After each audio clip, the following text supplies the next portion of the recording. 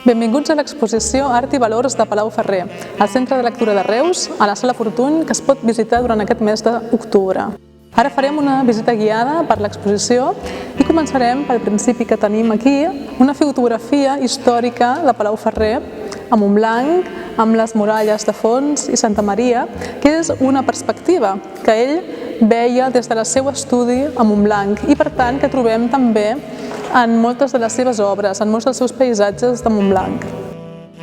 La segona imatge que tenim en aquesta mostra és una figura femenina, una dona que representa les imatges que ell pintava com a figures femenines en molts dels seus quadres, en totes les seves èpoques, en molts estils diferents.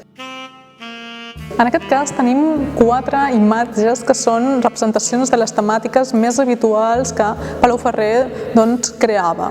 En primer lloc trobem una figura femenina que, com hem vist, era una de les temàtiques preferides de l'artista i en aquest cas té les representatives flors vermelles en el cap. En segon lloc trobem una imatge d'un arlequí, una figura del món del teatre que ens enllaça en la comèdia de l'arte italiana que també Palau Ferrer pintava al llarg de la seva vida.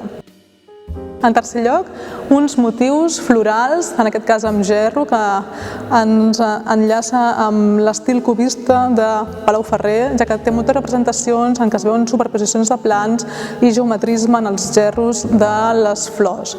I en quart lloc trobem una sardana representada en 2 parelles.